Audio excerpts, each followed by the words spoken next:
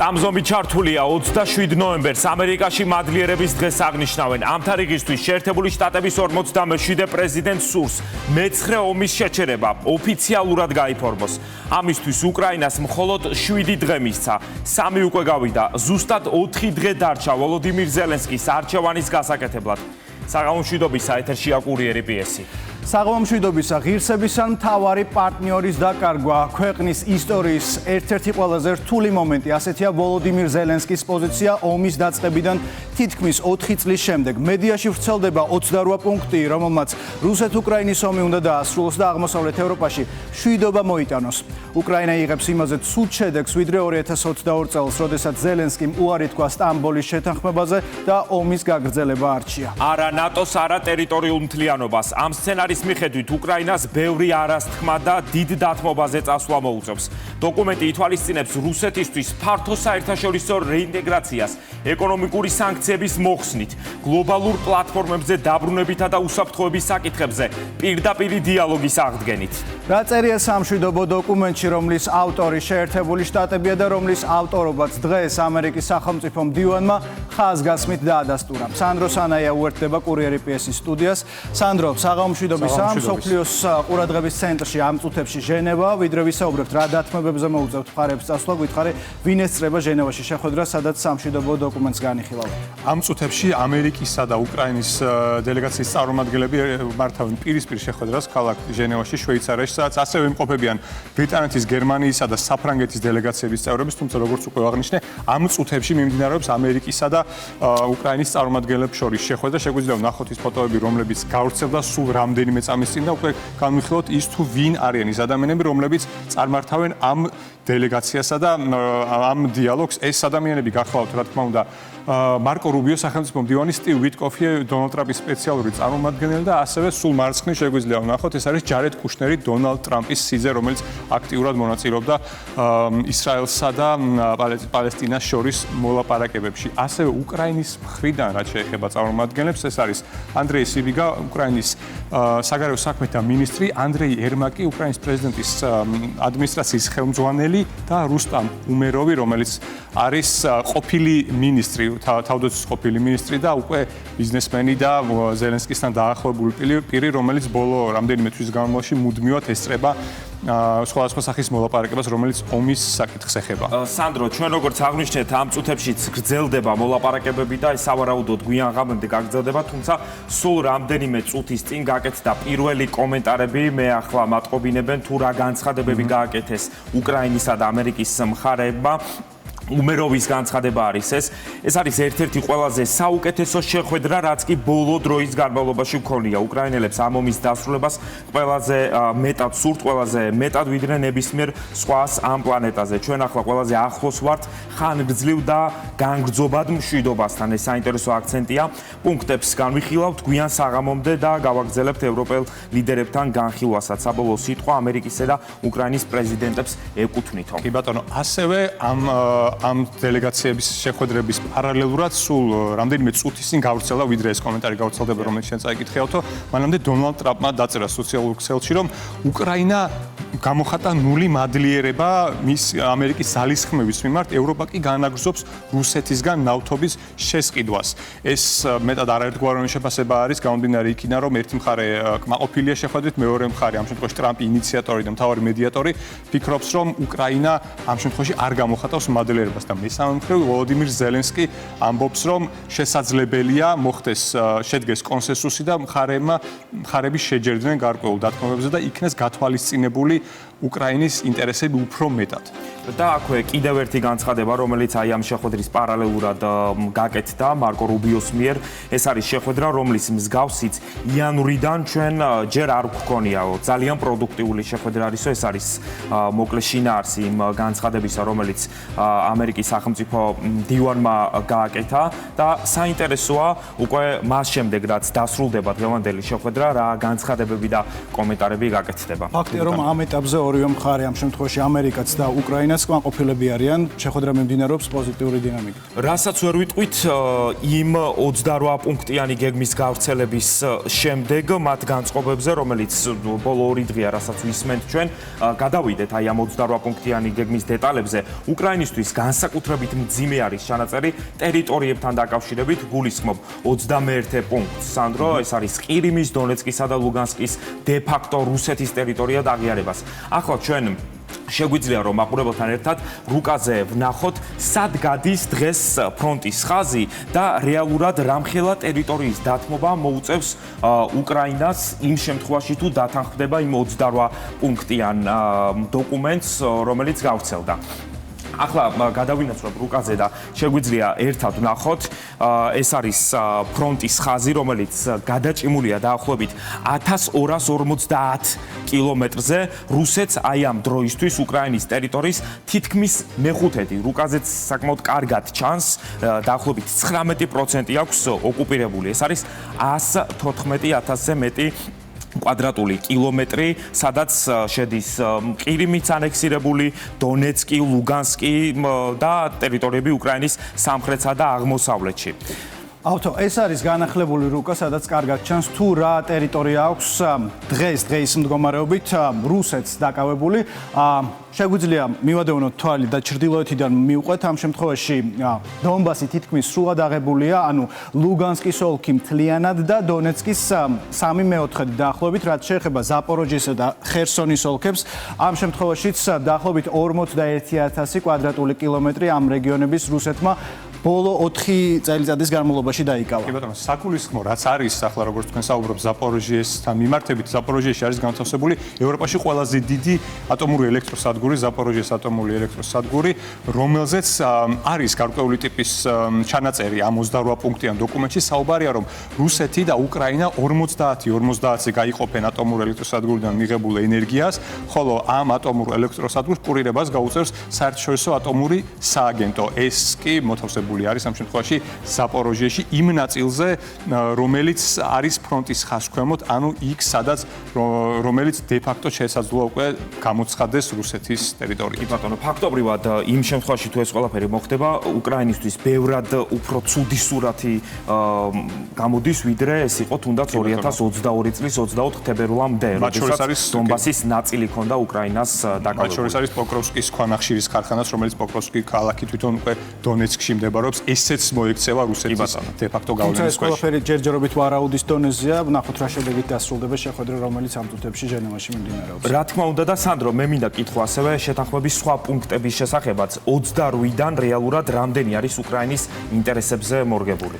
თუ ჩავხედავთ 28 პუნქტიან დოკუმენტს, აქ ნამდვილად უმცირესობაში არის ის ინტერესები, რომლებიც უშუალოდ მიმართულია უკრაინასთან, უკრაინის სასიკეთოდ, ასე ვთქვათ, გარდა იმისა, რომ სუვერენიტეტზე არის აქ გარანტია უკრაინასთან მიმართებით, უკრაინას მოუწევს თუ დათანხმდება ამ დოკუმენტს და ხელს მოაწერს საკუთარი შეიარაღებული ძალების 900,000 მომსახურე პერსონიდან 600,000-მდე შემცირება, ასევე ეს შეთანხმება ეხება ნატოსაც, ანუ თავის მხრივ უკრაინა ვალდებული იქნება თუ რა თქმა უნდა ხელს მოაწერს ამ დოკუმენტს, რომ საკუთარ კონსტიტუციაში ჩაწეროს, რომ არასდროს ექნება ასპირაცია და სურვილი ნატოში გაწევრიანებისკენ. თავის მხრივ აქ ვალდებულება ჩრდილოატლანტიკურ ალიანსს გადადის და თავად ნატომაც უნდა შეიტანოს თავის წესებაში ჩანაწერი, რომ არასდროს მიიღებს უკრაინას თავის გაერთიანებაში. მორიგი პუნქტი კი ეხება უკრაინის აღდგენას, იმ ქალაქების აღდგენას, რომლებიც ომის შედეგად დაზარალდა. ამისათვის გამოყენებული იქნება გაყინული რუსული აქტივების 100 მილიარდი დოლარის ექვივალენტი თანხა. ოღონდ ამ თანხას განაგებს დირექტივებს გასცემს ამერიკა, სწორედ ამერიკის დირექტივების მეშვეობით იქნება უკრაინის აღდგენა მიმართული და უკვე შემდგომ მიღებულ შემოსავლების ნახევარს მიიღებს სწორედ ამერიკის შეერთებული შტატები. დიახ, ეს მნიშვნელოვანი ჩანაწერია, სანდრო, საინტერესოა თუ მხარეები ამ შეთანხმებას ხელს მოაწერენ, რა გარანტიები ექნება რუსეთსაც და უკრაინასაც, რომ ეს მოთხოვნები შესრულდება, ანუ ამ შემთხვევაში დამზღვევი მექანიზმები რა არის ამ სამშვიდობო შეთანხმების მიხედვით? დამზღვევი მექანიზმები გახლავთ შემდეგი დოკუმენტში ცხადად წერია, რომ თუ უკრაინა ამ დოკუმენტზე ხელმოწერის შემდეგ თავს დაესხმება რუსეთს, მაშინ ქვეყანა დაკარგავს ყველანაირი უსაფრთხოების გარანტიას. რომელსაც ცხადია უწევს ამერიკა. თუ რუსეთი განახორციელებს სამხედრო აგრესიას უკრაინის წინააღმდეგ, ამ შემთხვევაში გარდა კოორდინირებული შეიარაღებული პასუხისა რუსეთის წინააღმდეგ, ასევე ამოქმედდება ყველა გაუქმებული სანქცია რუსეთის წინააღმდეგ და ასევე გაუქმდება ახალი ტერიტორიის აღიარების შესახებაც გადაწყვეტილება და ამ შეთანხმებას მოყვება უკვე ყველა სხვა სარგებლიც. ანუ ბერკეტად გამოყენებულია ეს ყველაფერი გარანტიის თვალსაზრისით. სანდრო, ჩვენ გვახსოვს არაერთი მოლაპარაკება რუსეთსა და უკრაინას შორის სხვადასხვა მედიატორის ჩართულობით. მათ შორის ერთ-ერთი პირველი იყო სტამბოლში, რომელიც რეალურად ჩაიშალა და ის პირობები, რაც მაშინ დასახელდა ზელენსკისთვის, ფაქტობრივად მიუღებელი აღმოჩნდა. ამ შეხვედრიდან 3 წლის შემდეგ კი ზელენსკი ამბობს, რომ ახლა ქვეყნის ისტორიის ერთ-ერთი ყველაზე რთული მომენტი და ეტაპია. რა ვიცით დღეს, რა შეფასებები აქვთ ომში ჩართულ ქვეყნებს სამშვიდობო შეთანხმებასთან დაკავშირებით, როდესაც მათ გაიგეს ეს 28 პუნქტი, რომელიც გასაჯაროვდა. კი ბატონო, მას შემდეგ რაც მედიაში გავრცელდა ეს სამშვიდობო შეთანხმების დოკუმენტი, მალევე ვოლოდიმირ ზელენსკი გამოეხმაურა ამ დოკუმენტს და მან საჯაროდ მიმართა მოსახლეობას და მან უთქვა, რომ უკრაინა ახლა როგორც არასდროს დგას ყველაზე დიდი არჩევანის წინაშე, ეს იქნება შეინარჩუნოს ღირსება, თუ შეინარჩუნოს ყველაზე მნიშვნელოვანი სტრატეგიული პარტნიორი. რაც შეეხება თავის მხრივ ვლადიმერ პუტინს, ის კმაყოფილია მეტწილად ამ შეთანხმებით, მანაც გაავრცელა ამ შესახებ განცხადება და თავისი პოზიცია დააფიქსირა მთავარმა მედიატორმა დონალდ ტრამპმა, რომელმაც თქვა, რომ ადრე თუ გვიან მხარებს მოუწევთ, რომ ეს ან ნებისმიერი სხვა შეთანხმება მიიღონ, თუ არა და უკრაინა თუ ამას არ დათანხმდება, მაგ შემთხვევაში უკრაინას მხოლოდ და მხოლოდ ის დარჩენია, რომ განაგრძოს ბრძოლა. თავის მხრივ ევროპამაც დააფიქსირა თავის პოზიცია და ამის შესახებ ფრიდრიხ მერცმა განაცხადა გერმანიის კანცლერმა, რომ ომის შეწყვეტასთან დაკავშირებით გადაწყვეტილებას მხოლოდ და მხოლოდ იღებს უკრაინა და ევროპა, ვინაიდან სწორედ ევროპის კონტინენტზე მიმდინარეობს ეს ომი. შეგვიძლია ვნახოთ ქვეყნის ლიდერების გამოხმაურება და რეაქცია. ჩვენ უნდა ავირჩიოთ ან ღირსების საყრა, ან მთავარი პარტნიორი, ან რთული 28 პუნქტი, ან კიდევ უფრო რთული ზამთარი. ეს ტექსტი ჩვენ გვაქვს, ის მივიღეთ ამერიკის ადმინისტრაციასთან ურთიერთობის არსებული არხებით. ვფიქრობ, რომ ის შეიძლება დაიდოს საფუძვლად საბოლოო სამშვიდობო დარეგულირებას. პირველ რიგში ვფიქრობ, რომ უნდა დავსხდეთ და ვისაუბროთ. მეორე საკითხია, რომ ცეცხლის შეწყვეტა გვჭირდება. საკმარისი სისხლი დაიღვარა, ისინი იქ უნდა შეჩერდნენ, სადაც არიან. ჩვენ გსურს მივახციოთ მშვიდობას, ეს დიდი ხნის წინ უნდა მომხდარიყო. სამშვიდობო გეგმა არ არის საბოლოო წინადადება, მაგრამ თუ პრეზიდენტი ზელენსკი არ დათანხმდება, მას შეუძლია გააგრძელოს ბრძოლა მთელი ძალით. ჩვენ ვცდილობთ ომის დასრულებას.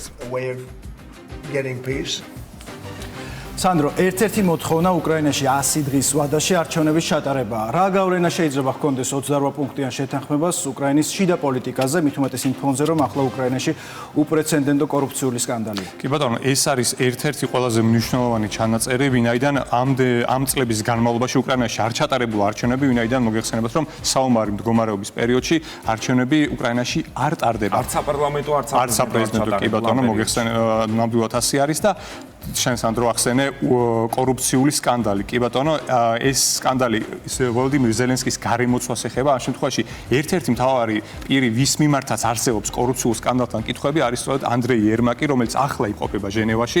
ის გახლავთ უკრაინის პრეზიდენტის ადმინისტრაციის ხელმძღვანელი. სწორედ ანდრეი ერმაკთან მიმართებით არსებობს ძალიან ბევრი კითხვა, საქმე ეხება კორუფციულ სკანდალს, რომელიც 100 მილიონ დოლარზე მეტს შეეხება. ეს არის რომელსაც იძებს უკრაინის ანტიკორუფციული ბიურო. ამ ყველაფრის პარალელურად როგორ და რა ვითარებაში და რამდენად იქნება ვოლოდიმირ ზელენსკიზე შიდა წნეხი, რომ ჩაატაროს არჩევნები და რა პირობებში ჩაატაროს, ეს ჯერ კიდევ არის კითხვის ნიშნის ქვეშ და გაგვეცოდინება მხოლოდ მას შემდეგ, რაც ამ თუ ოდნავ სახეცვლილ დოკუმენტს ხელი მოეწერება უახლოეს დღეებში თუ საათებში, ვინაიდან სულ ახლა ამ მომენტში ჟენევაში მიმდინარეობს ამის შესახებ მოლაპარაკება და ალბათ მთელი ღამის განმავლობაში გაგრძელდება. ნახოთ რა შედეგით დასრულდება. დაველოდოთ ამ შედეგს, როგორც უკვე აღნიშნეთ, ჟენევაში მიმდინარეობს ამ წუთებშიც მოლაპარაკებები. მადლობა, ეს სანდრო სანაია იყო და უკრაინის სამშვიდობო გეგმების შესახებ კომენტარი დღეს საქართველოს პარლამენტის თავმჯდომარემაც გააკეთა. ჩვენ შეგვიძლია ახლა ერთად მოვისმინოთ ეს კომენტარი.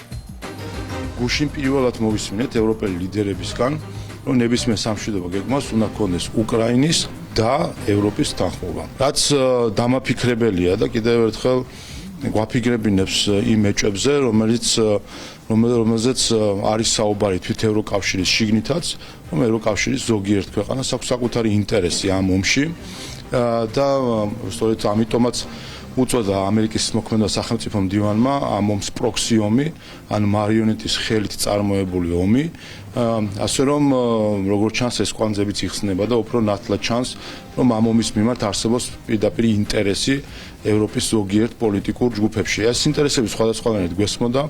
ბალტიის ზოგიერთ ქვეყნის პოლიტიკური ჯგუფები საუბრობდნენ იმაზე, რომ მანამ სანამ უკრაინაში ომი არის, მანამდე მათ საფრთხე არ ემუქრებათ და როგორც ჩანს ზოგიერთ ამიტომაც აწყობს ასეთი ამ ომის გაგრძელება.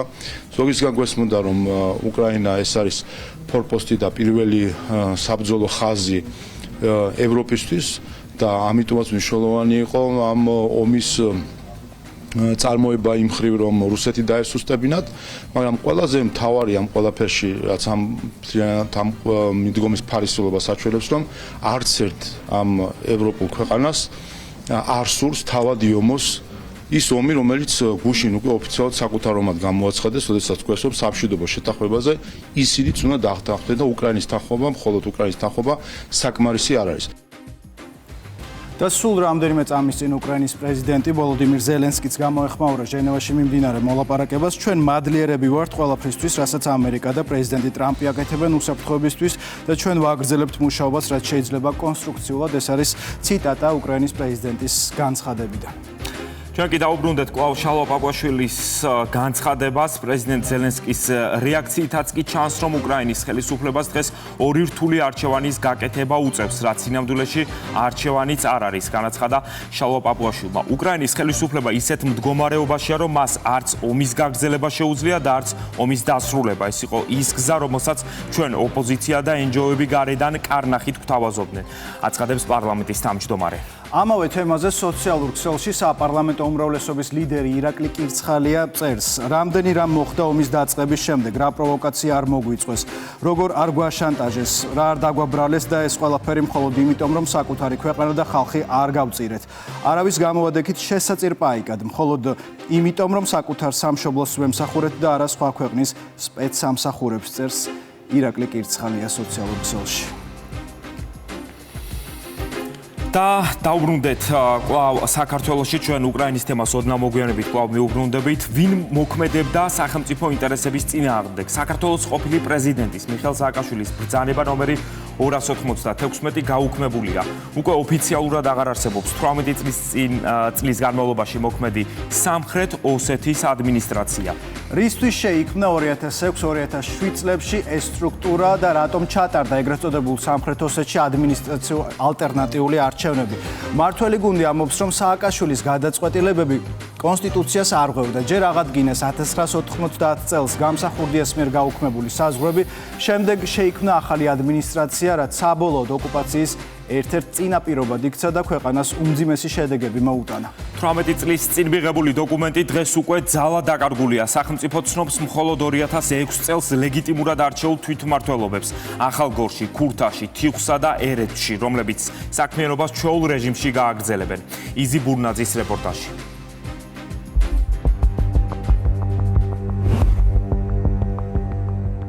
ნაციონალური მოძრაობის მიერ მიღებული გადაწყვეტილება, რომელიც ანტისახელმწიფოებრივად ცხადდება. მმართველი გუნდი ყოფილი სამხრეთ ოსეთის ავტონომიური ოლქის ტერიტორიაზე შექმნილ ადმინისტრაციას აუქმებს. პირველი კანონმდებლის ინიციატივას მთავრობის სრული მხარდაჭერა აქვს. სახელმწიფო პარტია გადაწყვეტილებას არაერთი არგუმენტით ამყარებს. გეგმა ცნობილია, გაცხადებულია მიზანიც ქვეყანაში კონსტიტუციური წესრიგის სრულად აღდგენა. ქვეყანა კაფიოთ არის თავის კონსტიტუციურ ჩარჩოებში მოქცეული, ნიშნავს, რომ ქვეყანა არის დაცული და მყარი. ამის გარეშე ქვეყანა ვერ იძენს შესაბამის სიმხარეს. ამიტომ კონსტიტუციური წესრიგის სრულად აღდგენა არის მნიშვნელოვანი რამ. როცა მოხერხდა ამის პოლიტიკური საშუალება, როცა იძლევა, რა თქმა უნდა, ქვეყანამ ეს შესაძლებლობა უნდა გამოიყენოს. მიხეილ სააკაშვილის გეოპოლიტიკური ეს თამაში 2006 წლიდან იწყება. წლების შემდეგ კი მის მიერ გადადგმული ნაბიჯები ეროვნული ინტერესების ღალატად შეფასდება. 2007 წელი ბრძანება ნომერი 296, რომლითაც მიხეილ სააკაშვილმა ზვიად გამსახურდიას მიერ 1990 წელს გაუქმებული ავტონომიური ოლქის საზღვრები აღადგინა. შექმნა სამხრეთ ოსეთის ადმინისტრაცია, რაც შემდგომ ოკუპაციის წინაპირობა გახდა. ეს ყველაფერი კი პარლამენტის თავმჯდომარის განცხადებით გარე ძალების გეოპოლიტიკურ ინტერესებს უკავშირდებოდა. იმ ფონზე, როცა საქართველოს წლებია მუშაობს არაღიარების პოლიტიკის გაძლიერებაზე, ნაციონალური მოძრაობის რეჟიმის მიერ სამხრეთ ოსეთის ტერმინის თუნდაც ირიბი გამოყენება იმთავითვე იყო კონსტიტუციის და ეროვნული ინტერესების ღალატი. ნაციონალური მოძრაობის ხელისუფლების ორგანიზებით ცხინვალის რეგიონში ჩატარდა არაკონსტიტუციური არჩევნები, რომლის შედეგადაც გამოცხადდა ეგრეთ წოდებული სამხრეთ ოსეთის პრეზიდენტი და ჩამოყალიბდა ეგრეთ წოდებული სამხრეთ ოსეთის ალტერნატიული მთავრობა. 2007 წლის ივნისში კვლავ კონსტიტუციის დარღვევით შეიქმნა დროებითი ადმინისტრაციულ-ტერიტორიული ერთეულის ადმინისტრაცია, რომელიც დაფუძნდა იმავე არაკონსტიტუციური ალტერნატიული მთავრობის ბაზაზე. ამ გადაწყვეტილებით ხელოვნურად აღდგა 1990 წელს გაუქმებული სამხრეთ ოსეთის ავტონომიური ოლქის ადმინისტრაციული საზღვრები, რაც შემდგომში იქცა ერთ-ერთ ხელშემწყობ გარემოებად 2008 წლის რუსული სამხედრო აგრესიისა და საქართველოს ისტორიული რეგიონის სამაჩაბლოს ოკუპაციისთვის. დღევანდელი გადასახედია ნათელია, რომ აღნიშნული გადაწყვეტილებები იყო გარე ძალების გეოპოლიტიკური თამაშის ნაწილი, რომელშიც საქართველოს შესაწირი პაიკის როლი დაიკისრა. სააკაშვილის ხელით გატარებულმა პოლიტიკამ რეგიონში ვითარების ესკალაცია გამოიწვია და საბოლოოდ ქვეყანა ომამდე მიიყვანა. ბრალდებულმა და მშავდებულმა სააკაშვილმა ყოფილი ავტონომიური ოლქის საზღვრების დე-ფაქტო აღდგენით ახალგორის მუნიციპალიტეტი მცხეთა-მთიანეთისგან გამოყო და მის მიერვე შექმნილი სამხრეთ ოსეთის ადმინისტრაციის შემადგენლობაში შეიყვანა. ჩაატარა არჩევნებიც, რომელსაც არანაირი ლეგიტიმაცია არ ჰქონდა. დროებითი ადმინისტრაციის ლიკვიდაცია ძალაში 2026 წლის 1 იანვრიდან შევა. ახალგორის, ქურთის, თიღვისა და ერედვის მუნიციპალიტეტები კი ფუნქციონირებას განაგრძობენ. სახელმწიფო პარტიის განმარტებით ეს მუნიციპალიტეტები კონსტიტუციის დაცვით ლეგიტიმურად არის არჩეული. შესაბამისად, სახელმწიფო მოქალაქეებზე შესაბამის ზრუნვას განაგრძობს. კამპანიას თუ გადახედავთ თქვენ, მათ შორის პროპაგანდა როგორი იყო იმ პერიოდში ტელევიზიებით, ეს იყო ორკესტრირებული კამპანია, რომელიც ხალხში აჩენდა იმის მოლოდინს, რომ ჩვენ შევწევს უკვე იმის პოლიტიკური თუ სხვა ძალა, რომ მოკლედ ამ ტერიტორიების დაბრუნებას მოვახერხებთ. და ამის, ასე ვთქვათ, შესაბამისი ინფრასტრუქტურის შექმნა დაიწყეს. და სხვათა შორის ოკუპაციის, აგრესიისა და ოკუპაციის განხორციელების შემდეგ უკვე ანექსია სწორედ აი ამ მაშინ შექმნილი და აღიარებული ახალი საზღვრების გათვალისწინებით მოხდა. იგივე ახალგორი საოკუპაციო, ასე ვთქვათ, ხაზის იქით მიღმა აღმოჩნდა, ხო? რაც აი უკიდურესად დამაზიანებელი რამ იყო საქართველოს და კიდე სხვადასხვა ტერიტორიები. ნაციონალური მოძრაობის გადაწყვეტილებები საქართველოს პრობლემებს საერთაშორისო დავაშიც უქმნის.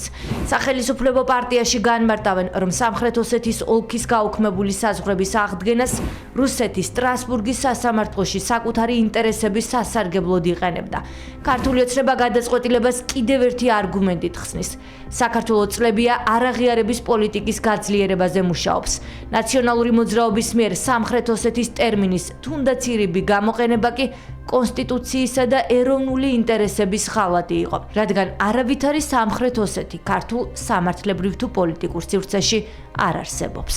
საზღვრები განსაზღვრეს ერთეულისა, რომელიც გამოყენებული იქნა მათ შორის სტრასბურგის სასამართლოში საქართველოს წინააღმდეგ ოკუპანტი ქვეყნის მხრიდან. ეს არიან ის ადამიანები, რომლებმაც მხარი დაუჭირეს 1623 რეზოლუციას, სადაც ქართულ ჯარისკაცებს დააბრალეს ომის დანაშაულების ჩადენა და სწორედაც რომ ქართული ოცნების ხელისუფლებამ ჩვენ მოვახერხეთ, რომ ოკუპანტისთვის დაგვირქმია ოკუპანტი სამართლებრივად. ნაციონალური მოძრაობის მიერ ქვეყნის ღალატის ეს ეპიზოდი საკონსტიტუციო სარჩელში უკვე მოხდა. საკონსტიტუციო სასამართლომდე კი დროებით ადმინისტრაციასთან ერთად 2006 წლებში მიღებული 2 კანონით გაუქმდება. 6.5 მილიარდის ინვესტიცია საქართველოში და ახალი მითები. არაბიზაციის ნარატივის შემდეგ ახლა მეჩეთების მშენებლობა გახდა პოლიტიკური სპეკულაციის მთავარი თემა. და ამ ექსკლუზიური ცნობის ავტორი ისევ ლეულა. დეзинფორმაციის ტალღის მიუხედავად მთავარი კითხვა იგივეა: რა გამოცდილება აქვს ამ ინვესტორს მსოფლიოში? როგორია Eagle Hills-ის პროექტები ევროპის ქვეყნებში? ამ კითხვებზე პასუხის გასაცემად კურიერი PS-ის გადამღები ჯგუფი ლატვიაში ჩავიდა. ლუკა ჩანგელიასა და გიორგი გუჯაბიძის რეპორტაჟი რიგადან. საქართველოდან 1000-ობით კილომეტრის მოშორებით ბალტიისპირეთში არსებობს ქალაქი, რომელიც შუა საუკუნეების რომაული და მე-20 საუკუნის სოციალისტური არქიტექტურის სინთეზს საუკეთესოდ ასახავს. თბილისისგან განსხვავებით, აქ განსაკუთრებით ცივი ზამთარი იცის და გარემოც უფრო ნაცრისფერია. 5 საათიანი ფრენის შემდეგ რიგის ცენტრში მოვედით და რიგითი ტურისტებივით ძველ ქალაქში სიახლეების ძებნა დავიწყეთ. რიგა ჩრდილოეთ ევროპის ერთ-ერთი ყველაზე მნიშვნელოვანი ისტორიული და კულტურული ცენტრია. 1201 წელს აშენებულ ქალაქში ახლა 600,000-მდე ადამიანი ცხოვრობს. ის ურბანულად ორ ნაწილად არის გაყოფილი. ერთ ნაწილში ისტორიული კომპლექსები, ხოლო მეორე ნაწილში საბჭოთა დროინდელი არქიტექტურა მდებარეობს. სწორედ ამ კუთხით აპირებს ახლა ქვეყანა მნიშვნელოვანი მასშტაბური და ისტორიული პროექტის დაწყებას. ახალი თანამედროვე სტანდარტებზე მორგებული ინფრასტრუქტურული პროექტების განხორციელება, რომლის სამუშაოებიც უკვე დაწყებულია და რომელმაც რიგას ახალი სიცოცხლე უნდა აჩუქოს. ქალაქის ორდღიანი გაცნობა ნამდვილად საინტერესო აღმოჩნდა. გაირკვა, რომ რიგის ურბანული განახლებისთვის მნიშვნელოვან პროექტს საქართველოში კარგად ნაცნობი Eagle Hills-ი ახორციელებს. სწორედ ამიტომ, ვიდრე რიგაში ვიყავით, ვეცადეთ ქართული ოპოზიციის ბრალდებების კვალდაკვალ არაბული ქალაქები, ანუ ლატვიური არაბიზაცია გვეპოვა. თუმცა ამაოდ, არაბული ანკლავის ნაცვლად ევროკავშირის წევრი სახელმწიფოს დედაქალაქში ერთ საინტერესო ადგილს მივაგენით, საიდანაც მასშტაბური სამშენებლო სამუშაოები და ინვესტიციის განხორციელების ადგილი ყველაზე კარგად ჩანს. რიგა ყოველდღე ტრანსფორმირდება ტურისტულ ქალაქად. სულ რამდენიმე ხნის წინ აქ ძალიან მნიშვნელოვანი ატრაქცია გაიხსნა. აქედან 1 კილომეტრში კი Eagle Hills-ის ისტორიული პროექტი შენდება. Waterfront რიგა მასშტაბური პროექტია, რომელსაც Eagle Hills-ი საქართველოს მსგავსად ლატვიაშიც განსაკუთრებული მიზიდულობის ადგილას ახორციელებს. საუბარია UNESCO-ს მიერ დაცულ ტერიტორიაზე. აქ სამშენებლო სამუშაოები უკვე დაწყებულია. მასში მონაწილეობას სრულად ადგილობრივი პერსონალი იღებს. გავარკვიეთ, რომ ადგილზე განახლდება არაერთი ისტორიული ძეგლი და მათში სხვადასხვა სახის მულტიფუნქციური სივრცეები მოეწყობა. ეს შენობები, რომლებიც ახლა მხოლოდ ნანგრევების შტაბეჭდილებას ტოვებს, მალე ახალ სიცოცხლეს შეიძენს. უფრო ზუსტად, როგორი იქნება ისტორიული პროექტი Eagle Hills-ის ადგილობრივ ოფისში გავიგეთ, სადაც არა არაბმა, არამედ ეროვნებით ლატვიელმა მენეჯერებმა, არქიტექტორებმა და დიზაინერებმა გვიმასპინძლეს. ჩრდილოეთ ევროპაში რიგა Waterfront-ის სწორედ აი ასე გამოიყურება. 5 კილომეტრიან სანაპირო ზოლზე გადაჭიმული კომპლექსი გააერთიანებს სხვადასხვა სივრცეებს და საბოლოო ჯამში ქვეყანას 3 მილიარდ ევროზე მეტი ღირებულების ინვესტიციას მოუტანს. 5 კილომეტრიან სანაპირო ზოლზე გაშენებული თანამედროვე უბანი ურბანულ ცენტრებად დაიყოფა. აქ იქნება 8000 ერთეული საცხოვრებელი, 30000-მდე მაცხოვრებლით, 1000-ზე მეტი მაღალი სტანდარტის სასტუმროს ნომერი, რომელიც ბიზნესმენებსა და ტურისტებს მოემსახურება, რაც რეგიონში ქალაქის ტურისტულ პოტენციალს გაზრდის. რიგაში ეს პროექტი საცხოვრებელ ფართებთან ერთად კომერციულ სივრცეებსაც მოიცავს, რაც იმას ნიშნავს, რომ ახალი და დამატებითი ინვესტიციების მოზიდვა იქნება შესაძლებელი. ასევე ეს ფართი საინტერესო იქნება უცხოელი ინვესტორებისთვისაც, რომლებიც დროებით ჩამოდიან ქვეყანაში, ან უბრალოდ სურთ, რომ დამატებითი ქონება შეიძინონ შემდგომში უკვე მაღალ ფასად მისი რეალიზებისთვის. პარალელურ რეჟიმში მაქსიმალურად იქნება ამ კომპლექსში დაცული მწვანე პოლიტიკა, რაც იმას ნიშნავს, რომ ყველა ეკოსისტემა უმაღლეს დონეზე იქნება დაცული. რიგაშივე იგეგმება გლობალური, მსოფლიო კლასის საბაჭრო სივრცის მშენებლობა, სადაც ბრენდული მაღაზიები და გასართობი ობიექტები განთავსდება. ეს ინფრასტრუქტურა ქართველ მაყურებელს ალბათ ყველაზე მეტად ეცნობა. საბჭოთა კავშირის პერიოდში აშენებული ძველი კოშკები ახალ სიცოცხლეს შეიძენს და Eagle Hills-ის ფარგლებში თანამედროვე საბაჭრო ცენტრის ნაწილი გახდება. მშენებლობა გრძელდება.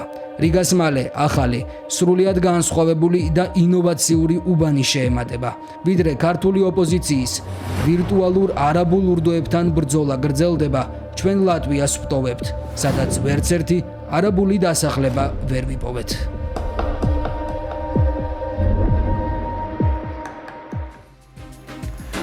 სოციალური ქსელები კიდევ ერთხელ გადაიქცა პოლიტიკური დაპირისპირების პლატფორმად. ამჯერად ბულინგის ეპიცენტრში საქართველოს ეროვნული ნაკრების ფეხბურთელები აღმოჩნდნენ. გიორგი მამარდაშვილის პოსტი სოციალურ ქსელში ოპოზიციის მხარდამჭერებისთვის და აქტივისტებისთვის პოლიტიკური შეტევის საფუძველი გახდა. ბულინგის ტალღამ გადაუარა არა მხოლოდ პოსტის ავტორს, არამედ ეროვნული ნაკრების სხვა ფეხბურთელებსაც. ძველი და ახალი პოლიტიკური ფიგურების შეურაცხმყოფილმა კომენტარებმა და მუქარამ სპორტული შედეგი პოლიტიკურ დაპირისპირებაში გადაზარდა. სიძულვილის ენა დაგმეს როგორც ქომაგებმა, ისე ვეტერანმა სპორტსმენებმა, რომლებიც ბულინგის ავტორებს შეახსენებენ, რა მნიშვნელობის გამარჯვება მოუტანა ეროვნულ ნაკრებმა ქვეყნის ევროპის ჩემპიონატზე გასვლით. მირიამ ბოქოლიშვილის რეპორტაჟი. ჩვენ ერთად ვქმნით იმ ისტორიას, რომელიც მხოლოდ მოგებებით არ იწერება და სწორედ ასეთ მომენტებში ჩანს. ვინ დგას გუნდის გვერდით ბოლომდე. მადლობა ყველას, ვინც დღესაც, გუშინას და ხვალას ჩვენს უკან დგას და იდგება. წინ კიდევ დიდი გზაა და ჩვენ გავაკეთებთ ყველაფერს, რომ ეს გზა გამარჯვებებით გავაგრძელოთ. თქვენი მხარდაჭერა ყველაზე დიდ ძალას გვაძლევს. გიორგი მამარდაშვილის მიერ სოციალურ ქსელში გამოქვეყნებული ეს პოსტი ქართველ ფეხბურთელებზე პოლიტიკურად მოტივირებული თავდასხმის მიზეზი გახდა. ოპოზიციის მხარდამჭერების და აქტივისტების მიერ სავარაუდოდ კამპანიური ხასიათის ბულინგმა მიზანში ამოიღო არა მხოლოდ პოსტის ავტორი, არამედ ეროვნული ნაკრების ყველა ფეხბურთელი. მამარდაშვილის შემდეგ იმავე ხალხმა გიორგი ქოჩორაშვილის Facebook-ზე გადაინაცვლა და ქართველ ნახევარმცველს სოციალურ ქსელში გამოქვეყნებული მოსაზრების გამო ასევე კამპანიურად დაესხნენ თავს. საერთოდ არ გამიგია თუ კი თამაშობდით და წააგეთ. სულ ერთია უკვე იგებთ თუ აგებთ. მეტი უნდა წააგოთ, რადგან ეროვნული კი არა, რეჟიმის ნაკრები ხართ. სამარცხვინოები ხართ ყველა. ჩვენ რუსებს არ ვგულშემატკივრობთ. ფეხბურთელების ბულინგში ახალი თაობის აქტივისტებს არც ძველი და ოდიოზური ფიგურები ჩამორჩნენ. ეროვნული ნაკრების ფეხბურთელებს ეროვნულობა და კარიერა დაუწუნა ირინა სარიშვილმაც, რომლის პოლიტიკური კარიერის ბოლო ეტაპი რუსეთში გაქცეული კგბ-ს გენერლის იგორ გიორგაძის პარტიის თავმჯდომარეობა იყო. მილიცია დაღლილი ჩანს და ფეხბურთელები ჩაენაცვლონ, სირბილში ივარჯიშებენ იქითა ჩემპიონატამდე. ეროვნული ნაკრების წინააღმდეგ საკუთარი მხარდამჭერები დარაზმა მიხეილ სააკაშვილმაც, ციხეში მყოფმა ყოფილმა პრეზიდენტმა საქართველოს ნაკრების ფეხბურთელებს კორუფციული გარიგებები და ხალხის ღალატი დააბრალა. ეროვნული ნაკრების მიმართ სიძულვილის ენამ სოციალურ ქსელებში ოპოზიციის აქტივისტები და არაიდენტიფიცირებადი ტროლებიც გააერთიანა. ბარბაროსა, ჰაკუნა მატატა, ლიო და სხვები. ასე ყველამ ერთად თავი მოიყარა გიორგი მამარდაშვილის Facebook პოსტის ქვეშ. ქართველ ფეხბურთელებს მხოლოდ იმიტომ შეურაცხყოფდნენ, რომ ზოგს შესაძლოა მათგან განსხვავებული აზრი აქვს, ზოგს გამოხატვის ფორმა დაუწუნეს, ნაწილს კი სარეკლამო კლიპში მონაწილეობა. თქვენი დანახვაც არ მინდა, გული მერევა, სამშობლოს კარგავთ და ხმას არიღებთ. ბანდასთან ხართ გარიგებულები, დამთავრდა თქვენი თამაშები, გამყიდველებო, ფულის მონებო. რა სამწუხაროა იმასაც, რომ ვერ ხვდებით, რატომ დაკარგეთ გულშემატკივრები. ის, ვინც ეროვნულ ნაკრებს ნამდვილად არ დაუკარგავს, ეს გულწრფელი გულშემატკივარია. 10,000-ობით ადამიანი, რომელიც ქართველ ფეხბურთელებთან ერთად იზიარებს ყველა გამარჯვებას და ყველა მარცხს. ქართული ფეხბურთის კომაგებისთვის განურჩევლად მათი პოლიტიკური შეხედულებისა, ნაკრების წინააღმდეგ შეურაცხმყოფელი კამპანია ცალსახად მიუღებელია. ეროვნული ნაკრების გულშემატკივრობა არ ეფუძნება რაიმე პირობას. ჩვენთვის ასეა ყოველ შემთხვევაში. ისევე როგორც გულშემატკივრებში ტრიბუნაზე მისულ ადამიანებში შეიძლება სხვადასხვა პოლიტიკური გემოვნების ადამიანები იყვნენ, ასევე მინდორზე შეიძლება დაარბოდნენ სხვადასხვა პოლიტიკური შეხედულებების ადამიანები, მაგრამ თუ ჩვენ არ გვაერთიანებს ამ ქვეყნის სიყვარული, მაშინ არაფერს არ ნიშნავს ეს პოლიტიკური შეხედულებები არავის. ყოველ შემთხვევაში ჩვენი ქვეყნისთვის ეს შედეგის მომტანი არ იქნება. ეს ზიზღი ზოგადად არაფერში არასდროს არ წაგვადგება. პოლიტიკური მოტივით ფეხბურთელების ბულინგი და შეურაცხყოფა მიუღებელია ვეტერანი სპორტსმენებისთვისაც. სიძულვილის ენის ავტორებს ის დღეები შეახსენეს, როცა ეროვნულმა ნაკრებმა საქართველოს ევროპის ჩემპიონატზე გაიყვანა და ქვეყნის საფეხბურთო ისტორიაში ახალი ფურცელი დაწერა. ბევრი იბოღმება ამაზე რა, გულახდილად უნდა გითხრა. თუ არ შეგიძლია შენი ემოციების და მარტო ცუდს ამბობ, საერთოდ თუ გამოდიხარ, დავანებოთ რა ამ კრიტიკას, ამ გინებას, ამ მიწოლა, სამ შეურაცხყოფას არ არიან ეს ფეხბურთელები, მაგის ღირსები, რომ შეურაცხყოფა მიახენონ. თაობა, რომელმაც ფეხბურთის სიყვარული საქართველოში განსხვავებულ ნიშნულზე აიყვანა. ასე გამოეხმაურა ეროვნული ნაკრების ყოფილი კაპიტანი და თბილისის მოქმედი მერი ქართველი ფეხბურთელების დისკრედიტაციის მცდელობას. საქართველოს ეროვნულ ნაკრებს სოლიდარობა და მხარდაჭერა გამოუცხადა ქვეყნის პრემიერ-მინისტრმაც. ვიღაცა სრულიად წარუმატებელი ადამიანები, რომლებიც საკუთარი წარუმატებლობით არიან გამწარებული, კოორდინირებულ კამპანიას აწარმოებენ მამარდაშვილის წინააღმდეგ. ხო ეს ხომ აჩვენებს ძალიანად მათ სახეს. ეს ორდღიანი კამპანიაც, რაც წამოიწყეს მათ ნაკრების წინააღმდეგ, ნაკრების ფეხბურთელების წინააღმდეგ, ზუსტად ასევე მეტყველებს მათ სიბნელეს. სრულიად საქართველო იყო უბედნიერესი, როდესაც ისტორია დაიწერა და ჩვენი ეროვნული ნაკრები გავიდა ევროპის ჩემპიონატზე. და შემდეგ წელს გუნდმა თამაში წააგო და ფეხბურთელები ლანძღო, აგინო, შეურაცხყოფა აყენო. არც მაშინ უხაროდათ მათ ჩვენი გუნდის წარმატება. არც მაშინ იყვნენ გახარებულები ჩვენი ბიჭების გამარჯვებებით. ესენი არიან გაბოროტებული დაჯგუფება.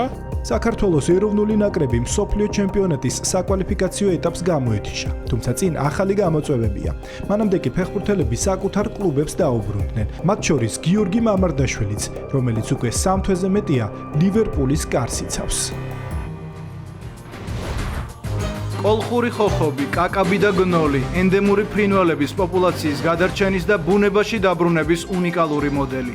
როგორ მუშაობს ფონდი ქართუს აგროკომპლექსი ჭორვილაში? ქართული კულტურა პორტუგალიაში, ლისაბონის კათოლიკურ ეკლესიაში ქართული მრავალხმიანობა აჟღერდა. ევროპის დასავლეთ კიდეზე პორტუგალიელებს ქართული საგალობლები და ფოლკლორი ანსამბლმა 7 კაცამ წარუდგინა. გასას ტაძარში აზულეჟუთი შესრულებულ პანოზე მოთხრობილია ქეთევან დედოფლის ირანში ჩასვლის, მისი წამებისა და წმინდა ნაწილების თეიმურაზ მეფისთვის გადაცემის ისტორია. გადმოცემით, სწორედ პორტუგალიელი მისიონერები იყვნენ ქართველი დედოფლის მოწამეობრივი აღსასრულის თვითმხილველები. ამ ისტორიის ძიებაში ლისაბონში მარიამ შანშიაშვილი და ლუკა ჩადუნელი ჩავიდნენ. რეპორტაჟი პორტუგალიიდან.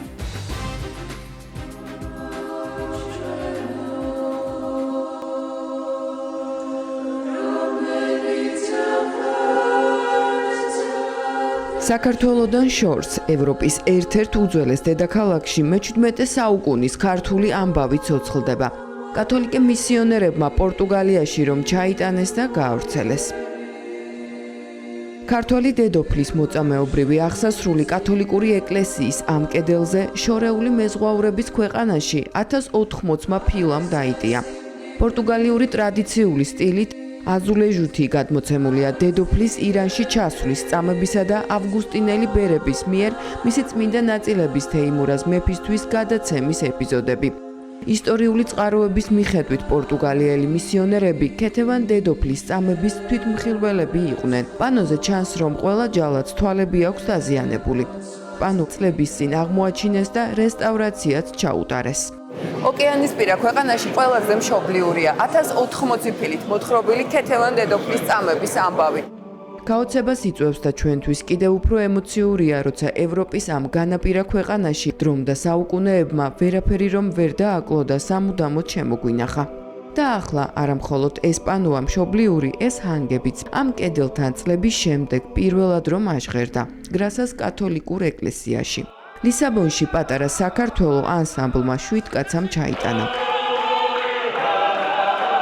მუსიკალური პროგრამაც ისეთივე მრავალფეროვანი იყო, როგორც ამ ადამიანების ემოციები. ქართული მრავალხმიანობის მოსასმენად კათოლიკურ ეკლესიაში მივიდნენ სხვადასხვა ქვეყნის დიპლომატები, პორტუგალიელი ახალგაზრდები, ქართველი ემიგრანტები. მე დღეს ამ საღამოზე საოცარ მუსიკალურ ჟღერადობას მოგუსმინე. ქართული სიმღერების არაჩვეულებრივ შესრულებას. აქ დამსწრე ადამიანებს ვაკვირდებოდი, ისინი ემოციებს ვერ მალავდნენ. სიტყვები არ მესმოდა, მაგრამ ძალიან ემოციური შესრულება გამოვიდა. თქვენი ეთნოკულტურა მიმზიდველი და გასაოცარია. მართალია სიტყვები არ ესმოდათ, თუმცა ქართულმა ჰანგებმა მათ გულამდე მაინც მიაღწია და ისინიც აამღერა. პორტუგალიაში ჩატარებული საღამო არანაკლებ ემოციური იყო ანსამბლ 7 კაცას წევრებისთვისაც. მით უფრო იმ ადგილას, სადაც მათი ქვეყნის ისტორია ცოცხლდება. რაღაცა ეტამაფორია ყო ემოციურად რომ კეთევან წამებულის ეს რაღაც ფრესკა დავინახე აქ პორტუგალიაში, რა ვიცი, ამდენი კილომეტრის დაშორებით და სხვა მუხტი წამოვიდა ჩვენგანაც. კიდევ ერთი ნაბიჯი გადაირგებისთვის რომ ამ ქვეყანამ გაიცნოს საქართველოს უფრო ახლოს კეთევან დედოფლის ასეთი ფრესკა, რომელიც ჩვენც არ ვიცოდით, თუმცა აქ რო იყო და ძალიან მნიშვნელოვანია, რა თქმა უნდა, ჩვენ შვიდკაცამ მაქსიმალურად შევეცადეთ, რომ მრავალფეროვანი რეპერტუარი გქონოდა. ჯერ კიდევ შორეულ წარსულში პორტუგალიელებსა და ქართველებს შორის რომ მჭიდრო ურთიერთობები იყო, ამას პორტუგალიელების მიერ დღემდე შემონახული საგანძურიც ადასტურებს. მისი აღმოჩენისა და რესტავრაციის დროს საქართველოს ელჩი გიორგი მირცხულავა იყო, რომელიც პორტუგალიაში ამჯერად უკვე მინისტრის მოადგილის რანგში ჩავიდა. ის რომ წმინდა ქეთევანის მოწამეობრივი აღსასრულის შესახებ დანარჩენმა მსოფლიომ გაიგო არის ზუსტად რომ პორტუგალიელი მისიონერების დამსახურება ამაღელვებელი იყო ორმაგად ჩემთვის ეს მომენტი და მიხარია რომ ის პროექტი რომელიც ჩემი ელჩად ყოფნის დროს დაიწყო საბოლოოდ დაგვირგვინდა. საღამოზე გაიმართა წიგნის პრეზენტაციაც, გამოცემის რომელიც ქეთევან დედოფალთან დაკავშირებით სამეცნიერო ნაშრომებს მოიცავს. ქართული ანსამბლის კონცერტს ესწრებოდნენ საქართველოსდან ჩასული სტუმრებიც, ხელისუფლების წარმომადგენლები. აღნიშნული გარემო არაჩვეულებრივად მოუხდა მათ რეპერტუარს და მე ამაყი ვიყავი, როდესაც უყურებდი ამ ადამიანების ანთებულ თვალებს, რომელსაც პირველად მოусმინეს ქართულ ფოლკლორს, მრავალხმიანობას. შვიდკაცას კონცერტი კულტურისა და საგარეო საქმეთა სამინისტროების მხარდაჭერით ჩატარდა. როგორც პორტუგალიურ მხარისთვისაც ჩვენსაც აღმოჩენა იყო, რომ ეს პანო საერთოდ არსებობდა. განსაკუთრებით ემოციური იყო იმიტომ ქართველი, მაგრამ ჩვენი სტუმრებისთვის, რომლებიც იყვნენ დიპლომატები სხვა ქვეყნიდან, მათ ბოლოს როცა დამთავრდა წარმოდგენა და მათ მისხვეწა ცხენლებიც კი წამოვიდათ. კონცერტის დასრულების შემდეგ გამართულ ვახშამზე სტუმრებმა ქართველი შეფის მიერ მომზადებული ქართული ტრადიციული კერძებიც დააგემოვნეს. მოგვიანებით კი ამ პატარა ფერად ქუჩაზე გადაინაცვლეს. რესტორანიც ქართული იყო და რამდენიმე წუთში ამ მუსიკით შექმნილი განწყობაც. მე რო ჩამოვედი, არც საელჩო არსებობდა, არც არაფერი. დღეს საქართველოს უკვე პორტუგალიაში პოზიციონერებს როგორც ღვინის სამშობლოს ქვეყანა, როგორც გასტრონომიის ქვეყანა. ქართველებმა ფადუს სამშობლოში გიტარაზე შესრულებული მუსიკითა და მრავალხმიანობით მასპინძლები გააოცეს. ქართულად აამღერეს და აცეკვეს ეს ბრაზილიელი ქალიც. შორეული მეზღვაურების ქვეყანაში ქართველი მომღერლების მოგზაურობა ამით დასრულდა. ქართველი წამებული დედოფლის ამბავი კი პორტუგალიაში მოგზაურობას ისევ განაგრძობს. ახლა კი გადავინაცვლოთ ქართული მედიცინის ისტორიის მუზეუმში, სადაც უძველესი სამედიცინო არტეფაქტები, ხელნაწერები და ცოდნაა შემონახული. მუზეუმის კოლექცია 40-ზე მეტი ექსპედიციის შედეგად შეკრებილ საგანძურს აერთიანებს. აქ არის ვახტანგ მე-6-ის უსწორო კარაბადინი, ასევე სულხან საბა ორბელიანის კვალი, რომელიც ქართული სამედიცინო ტერმინოლოგიის ფორმირებაში ჩანს. წლებთან ერთად ექსპოზიცია კიდევ უფრო მრავალფეროვანი ხდება. ქართული მედიცინის მუზეუმის სალომე თარხნიშვილის რეპორტაჟში.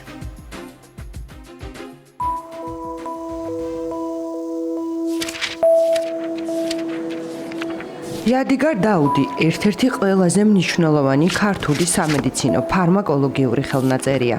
ის დავით მე-11 სახელს უკავშირდება. სახელით სპარსულიდან ასე ითარგმნება დავითის საჩუქარი. ირანში გატაცებულ ქართლის მეფეს განათლება აღმოსავლურ ენებსა და მეცნიერებაში, მათ შორის სამედიცინო და ფარმაკოლოგიური მიმართულებით მიუღია. დავითის სამკურნალო საგანძური ერთ-ერთი პირველი ქართული სამედიცინო ენციკლოპედიაა. იადიგარ დაუდი აერთიანებს ავიცენას კანონების სტრუქტურას, ბერძნულ არაბულ მედიცინას, ქართულ მცენარეულ რეცეპტებს და გვაჩვენებს, თუ როგორ მკურნალობდნენ ქართველები 1000 წლეულების წინ. არის წიგნები, რომლებიც განკუთვნილი არის მომავალი თაობისათვის, ექიმებისათვის, სასწავლოც არის და ამავე დროს სამეცნიეროც არის, იმიტომ რომ აი ამ წიგნებში ხშირად არის ასეთი ჩანართი შეიძლება ნახოთ, რომ ეს რომელიღაც თქვა ჰიპოკრატე ან გალენი წერს ასე, მაგრამ ჩვენი გამოცდილებით ესე გგონია. ეს ნიშნავს, რომ უკვე მან იცის ეს ავტორები კარგად აღარ შესწავლენ, მაგრამ ის უკეთეს თავის გამოცდილების შედეგს გთავაზობთ. იადიგარ დაუდის ხელნაწერთან ერთად კიდევ 20,000-მდე უნიკალური არტეფაქტი და დოკუმენტია თავმოყრილი ქართული მედიცინის მუზეუმში, რომელიც საუკუნეების განმავლობაში შექმნილი ქართული სამკურნალო და სამეცნიერო ცოდნის უმნიშვნელოვანეს საცავს წარმოადგენს. ქართული მედიცინის მუზეუმში დაცულია მრავალსაუკუნოვანი სამკურნალო ცოდნა, ხელნაწერები, მონასტრული ჩანაწერები, ბაგრატოვანთა საგანძური, რომელიც გვაჩვენებს, როგორ ვითარდებოდა ქართული მედიცინა საუკუნეების განმავლობაში. მეტიც, ეს ცოდნა კიდევ უფრო შორეულ წარსულში იწყება, ანტიკურ კოლხეთში, სადაც ლეგენდის მიხედვით მეფე აიეტის უმცროს ასულს მედიას უკურნებელი სენის წამლობაც კი შეეძლო. მეცნიერთა ნაწილი სწორედ მის სახელს უკავშირებს მედიცინის თანამედროვე სახით განვითარებას და ამტკიცებს, რომ ტერმინი მედიცინა მედეას სახელიდან მომდინარეობს. მედეა მითოლოგიური პიროვნება დგას თანამედროვე კაცობრიობის განვითარების სათავეებთან. შეიძლება თავმოყრად ითქვას, რომ თანამედროვე საქართველო არის თანამედროვე კლასიკური მედიცინის სამშობლოს, არა მარტო ღვინის, არამედ მედიცინის სამშობლოს ვარ და ეს არ არის მარტო ჩვენი მოსაზრება. იყო ესეთი მსოფლიო მედიცინის ისტორიის კვლევარი კურტ იოჰან შპრენგელი და თავისი მე-18 საუკუნის ცნობილი წიგნი მსოფლიო მედიცინის ისტორია, სწორედ კოლხეთის სამედიცინო ცოდნის აღწერით იწყება და შპრენგელმა ამ ცოდნას დაარქვა კურა მედიანა, მედიასებური კურა. მითიური ფესვებიდან ქართული სამკურნალო ცოდნა წერილობით მემკვიდრეობად იქცა. ამ კოლექციებში ის ტექსტები ინახება, რომელთა საფუძველზე ჩამოყალიბდა ქართული მედიცინა. უსწორო კარაბადინი, უძველესი სამკურნალო კრებული, ხოჯაყოფილის წიგნი სააქიმო, შუა საუკუნეების პროფესიული ექიმობის პრაქტიკული სახელმძღვანელო, ზაზა ფანასკერტელის კარაბადინი, ქართული სამედიცინო ენციკლოპედია და ვეტერინარული მედიცინის იშვიათი ძეგლი, ცხენის კარაბადინი, სადაც ცხენის დაავადებების მოვლისა და მკურნალობის წესებია აღწერილი. არის კიდევ მოკლე ცნობარები, სახელმძღვანელო ტიპის კარაბადინები, ანატომიური ფიზიოლოგიური ტრაქტატები. ის ჩვენთვის უკვე დღეს საინტერესოა, როგორც აინდროინდელი იმ ეპოქის დამახასიათებელი სისტემა სამედიცინო ბიოლოგიური აზროვნებისა. ისევე როგორც არაერთ სხვა სფეროზე, მედიცინის მიმართულებითაც განსაკუთრებული კვალი დატოვა ბაგრატიონთა მეფობის ხანამ. ამ ინტელექტუალური მემკვიდრეობის ერთ-ერთი ნიმუშია ვახტანგ მე-6-ის ხელნაწერიც. მეცნიერი მეფეა, ასე ვთქვა, ძალიან ბევრი მიმართულებით, სულ არაფერი წიგნის პერტვით რო ავიწყოთ, მაგრამ მაგის გარდა მედიცინასთან მჭიდრო შეხება ქონდა. მას ეს ცოდნა არ არის გასაკვირი, რომ რაღაცა ნაწილი მიეღო სულხან საბასგან, რომელიც იყო მისი ოჯარი, ესე ვთქვა, მასწავლებელი და მრჩეველი და ასე შემდეგ. ეხლა თვითონ საიდან ვიცით ჩვენ, რომ სულხან საბა ძალიან ახლო შეხებაში იყო მედიცინასთან. პირველ რიგში ეს დასტურდება მისი სიტყვის კონით, სადაც დაახლოებით 200-მდე 180-ზე მეტი სამედიცინო ტერმინი, სამედიცინო ბიოლოგიური ტერმინი დასტურდება. სამეცნიერო სამედიცინო ხელნაწერების შექმნასა და შეგროვებაში უდიდესი წვლილი არსენ იყალთოელმა შეიტანა. მის მიერ დაარსებულ იყალთოს აკადემიაში ფილოსოფიისა და სამართლის გარდა სამედიცინო მეცნიერებაც ისწავლებოდა. სამედიცინო ცოდნას იღებდნენ დავით აღმაშენებლის მიერ შექმნილ გელათის აკადემიაშიც. ესენი იყვნენ ძირითადად კონსტანტინე მონომახის მიერ დაარსებული მანგანის აკადემიის კურსდამთავრებულები, რომლებიც რაღაც ერთი თაობა იყო, არსენ იყალთოელი, იოანე პეტრიცი. საინტერესოა, რომ იოანე პეტრიცი იმდუჩივე თარგმნის ნემესიოს ემესელს, ხო? დაბადებისთვის კაცისა, რატო? იქ გარდამოცემა იოანე დამასკელის ითარგმნება. ჯერ ეფრემ მცირე თარგმნის, მერე იოანე პეტრიცი თარგმნის. ესე იგი საჭიროება არის ბიოსამედიცინო შინაარსის სახელმძღვანელოებისა, წიგნებისა. ესე იგი ამას ასწავლიან, ხო? ეს რომ ამის საჭიროება რო არ ყოფილიყო, ამის ისინი არ მოცდებოდნენ, გააკეთებდნენ სხვა რამეს. მითების, ხელნაწერების, მეფეებისა და დედოფლების, მეცნიერებისა და ბერმონაზონთა მიერ შექმნილი ქართული სამედიცინო ცოდნის მემკვიდრეობა განსაკუთრებულ ადგილს იკავებს მსოფლიო მედიცინის ისტორიაშიც. საუკუნეების მანძილზე ეს ცოდნა გადაიქცა წერილობით მეხსიერებად, კარაბადინებად, ბალახნარებად, სამეფო და სამონასტრო სამედიცინო საგანძურად, რომელიც ქართული ეროვნული მემკვიდრეობის უნიკალური ნაწილია. ეროვნული მემკვიდრეობის კოლხური ხოხობი. საქართველოს ველური ბუნების უძველესი ბინადარი, რომელიც დღეს გადაშენების პირასაა. ლეგენდის მიხედვით ხოხობი პირველად არგონავტებმა დაინახეს კოლხეთში, მდინარე ფაზისის ახლოს და სახელიც ამის მიხედვით დაერქვა. კოლხური ხოხობი ბევრ ქვეყანაში არის გავრცელებული, თუმცა სხვადასხვა მიზეზის გამო დღეს ეს სახეობა წითელ წიგნში არის შეტანილი. სოფელ ჭორვილაში სწორედ ქართული უნიკალური სახეობების გამრავლებისა და გადარჩენის მიზნით შეიქმნა აგროკომპლექსი. გადაშენების საფრთხის წინაშე მყოფი ფრინველები აქ ინკუბატორში იჩეკებიან. ვოლიერებში ზრდიან, შემდეგ ველურ ბუნებასთან ადაპტაციისთვის სპეციალურად მოწყობილ ზონაში გადაჰყავთ. ბოლოს კი ფრინველებს თავის ბუნებრივ გარემოში აბრუნებენ. როგორ მუშაობს ფონდი ქართუს აგროკომპლექსი ჭორვილაში, რომელიც ბიძინა ივანიშვილისა და მისი ოჯახის იდეით შეიქმნა. მარიკა გოცირიძის რეპორტაჟი.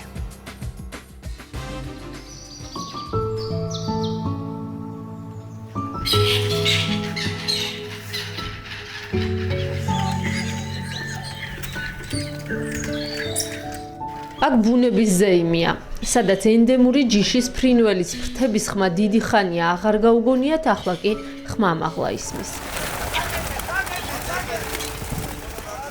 გადაშენების პირას მყოფი კოლხური ხოხობი, კაკაბი და გნოლი ბუნებრივ გარემოში ბრუნდებიან. ზოგი გაფრენისთანავე გრძნობს თავისუფლებას, ზოგსაც ადაპტაცია უჭირს და მაღლა ფრენას ისევ დაბლა ამჯობინებს, მაგრამ ადრე თუ გვიან, ბოლოს მაინც ყველა ბუნებას ერწყმის. ყველას გონია რომ მოდი გავუშვი, ააფრინე, გაფრინდება, იცოცხლოს. ესე არ არის. ეს ფრინველები გახლავთ ინკუბირებული, ამიტომ მაგათ ჭირდებათ ადაპტაცია, არ გაიარონ, როგორ უნდა შეეგუენ ველურ ბუნებას. ესენი ჯერ ვერ პოულობენ რა შეჭამონ ბუნებაში. გაშვების შემდეგ ჩვენ ვტოვებთ რამდენიმე ფრთას. ეს არის როგორც მაგათი მეგობარი, დამძახებელი. და ერთი თვის მანძილს ყოველდღე რო ამოვხიდეთ, დილას და საღამოს მაინც ნახავთ ყველა ფრინველი ბრუნდება აქ. იკვებება აქ, ეძახიან ერთმანეთს, განსაკუთრებით ეხლა უკვე მაგათი შეჯვარების პერიოდები იწყება. თუ გოგო აქ დარჩა და ბიჭი გარეთ არის, ნახავთ რომ ეს ბიჭი თავს იკლავს. ცოცხალი არსება არის და ძალიან საინტერესო რამეები ხდება. ველური ფრინველის საინტერესო ცხოვრება საფრთხე ადამიანმა შეუქმნა. არაკეთილსინდისიერმა ნადირობამ, ბრაკონიერობამ და გარემოს გაუფრთხილებლობამ. ბუნების ბალანსის აღდგენა კი ისევ ადამიანს უწევს. 90-იანი წლების შემდეგ თითქოს სხვა ქვეყანაში ცხოვრობდი ჩვენ, ხელყავით ჩვენი ბუნება, გავანადგურეთ, მოვსწრეთ, გახდა საჭიროება რომ აი ესე ჩართულიყო და ვინმე ჩართულიყო და ჩაერთო ზუსტად.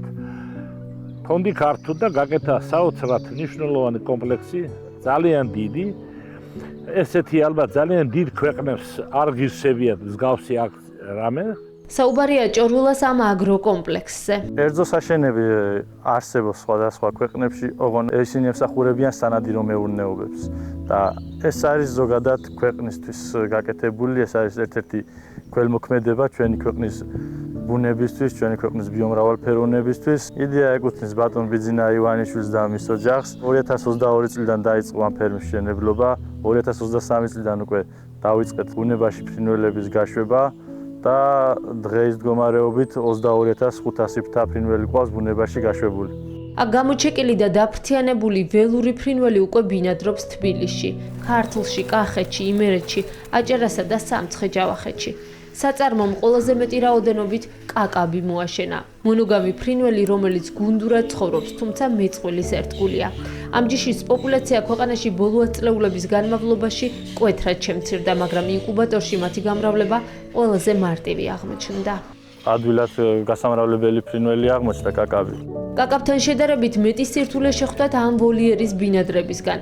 მთავარი სირთულე ხოხობისთვის დამახასიათებელი კანიბალიზმია. ხოხბები დაკეტილ სივრცეში ერთმანეთის დაზიანებას იწყებენ, მაგრამ ამის პრევენციისთვის საშენში ისინი ნისკარტზე პლასტმასის დამცავით ცხოვრობენ. ამ ვოლიერში არიან კოლხური ხოხბები, ჩვენი ქვეყნის სიამაყე, ძალიან დიდი ისტორია აქვს როგორც თბილისის დაარსებასთან. ასევე ძველმა ბერძნებმა წაიყვანეს ჩვენიდან კოლხური ხოხობი და იქიდან მოხდა მერე შემდგომ ევროპაში გავრცელება და ზოგადად ლიტერატურაშიც ესე მოიხსენიება კოლხიკუს ფაზანუს. დედალი და მამალი ხოხობი ვიზუალურად ერთმანეთისგან მკვეთრად განსხვავდება. მამალი უფრო გამოირჩევა სილამაზით. მამალს აქვს ესეთი წითელი მკვეთრი შეფერილობა, დედალს აქვს უფრო ბუნებასთან შეხამებული ფერები. კიდევ ერთი ენდემური სახეობა, რომლის მოშენებაც აქ აქტიურად ხდება, გნოლია.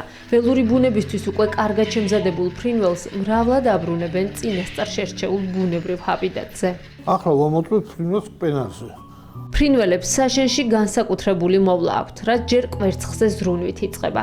შემდეგ გამოჩეკვის პროცესით, გაზრდით, ბუნებრივი საკვებით უზრუნველყოფით და ბოლოს ველურ ბუნებასთან მიახლოვებით გრძელდება.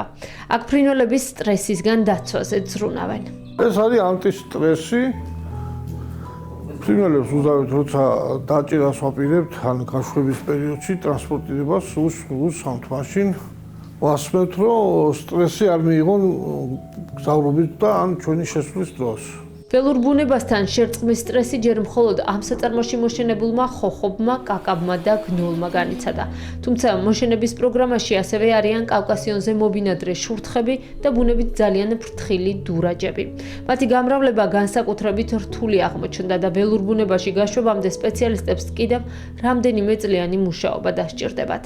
მანამდე კი ბუნებრივ ფლორას მრავლად უბრუნდებიან ფაუნის ისეთი სახეობები, როგორებიც არიან კოლხური ხოხობი, კაკაბი და გნოლი.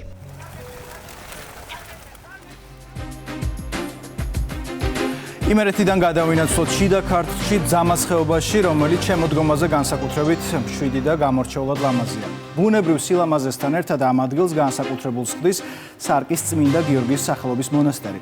დღეს გიორგობაა წმინდანის ბორბალზე წამების დღე. შემოდგომის ბოლო კვირას ტაძრის მოსალოცად უამრავი ადამიანი ჩადის. ტაძარი, რომელსაც ზოგი სარკისა სახელითაც იცნობს, მრავალ საუკუნოვან ისტორიას და მის დაარსებასთან დაკავშირებულ ლეგენდებს ინახავს. სტუმრებს აქ მხოლოდ სილამაზე არ იზიდავთ. მთავარი სიწმინდე წმინდა გიორგის სასწაულმოქმედი ხატია, რომელიც ამ ადგილის მთავარი მიზიდულობაა. გიორგი ქორქიას და ლევან ლომაძის რეპორტაჟი.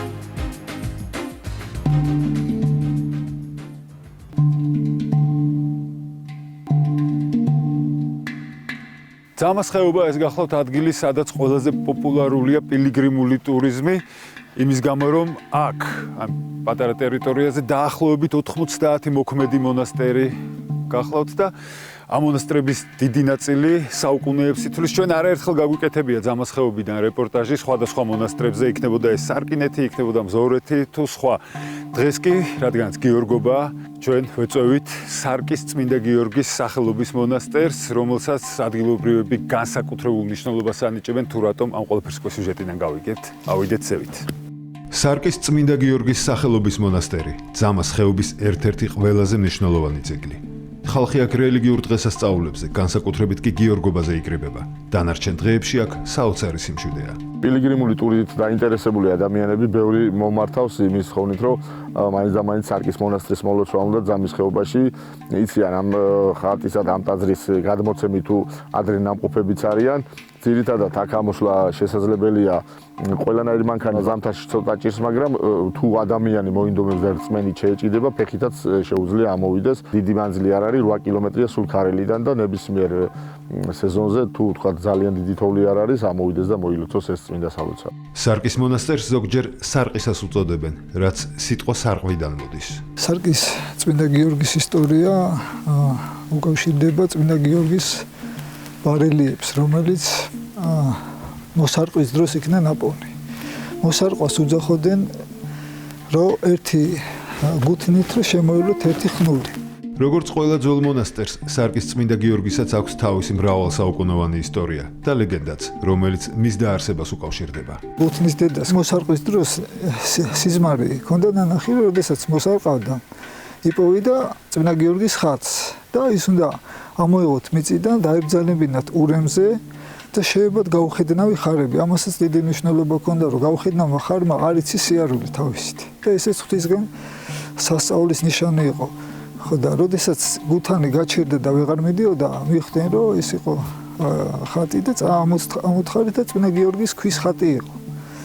ხო და დააბრძანეს ურემზე, შეაბეს გაუხედნავი ხარები და გამოუშვეს. რომ ამოვიდნენ ამ ადგილზე, ტაძრის ადგილზე, დაწვინეს ხარები და აღარ გაინძრენ და ეს იყო ღვთისგან მინიშნება, რომ ამ ადგილზე უნდა აშენებულიყო წმინდა გიორგის ეკლესია. მონასტრის დაარსების თარიღი ზუსტად არავინ იცის. ვარაუდობენ, რომ აქ პირველი ეკლესია მე-9 საუკუნეში აშენდა. შემდეგ ტაძარი უკვე ზაზა ფანასკერტელის პერიოდში განახლდა. მოქმედ მონასტრად კი 1997 წელს მეუფე იობმა აკურთხა.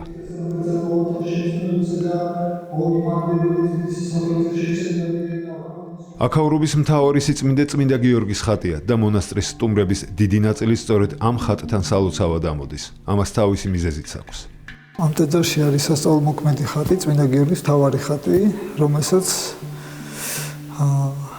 ბევრი სასწაული აქვს მოხდენილი და განსაკუთრებით ეხმარება უშვილოებს. ჩვენ აქ ყოფნის პერიოდში ყველაზე დიდი რაც მახსოვს, ყოფილა 26 წელი შვილი არ ყოლიათ და მოსულან შეუთხოვიათ ხატისთვის და მისცემიათ შვილი და მე სამადლებლად ამოსულან და აქ მოუნათლავთ. და წმინდა გიორგის ხატში არის მოხლის კვირის თავი. წმინდა ნაწილი არის ამ ხატში ჩაბრძანებული. მოხლში. იყო ასეთი ტრადიციასავით ჰქონდათ, რომ როდესაც ამოვიდოდნენ და სთხოვდნენ შვილს და შეეძინებოდათ აკვანში რომ გაზდიდნენ, მე ეს აკვანი მოქონდათ ხოლმე და აი ეს კედელი სავსე იყო ხოლმე აკნებით იმდენ სასწაული იყო მოხდა და ჩვენც ახლა სიმბოლურად გვაქვს აგერ აკვანი.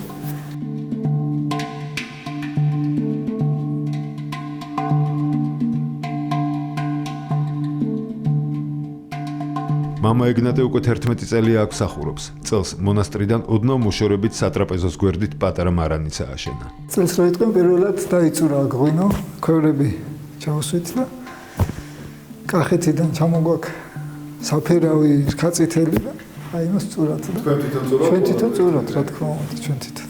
იმიტომ რომ მონასტერი ეს არის დიდი ოჯახი, რომელსაც ღვინოს უნდა კონდეს, ყველაფერი საჭირო არ იტყვიან. მადლობა უფასრო მეწევა და ესეთი მარანი გამოგვივიდა წელს. წლევანდელი ნოემბერი თბილი გამოდგა, რაც საკმაოდ იშვიათია. აქაური მკაცრი და ცივი ზამთრის დადგომამდე კი მონასტრის ბერებს ბევრი რამ აქვთ მოსასწრები. ულიერი პიესი ამით დასრულებულია, ერთმანეთს შეხვდებით მომდევნო კვირა საღამოს 9 საათზე. დარჩით რუსთავი ორზე რამდენიმე წუთში ავტოგრაფი დაიწყება. ნახვამდის. ნახვამდის.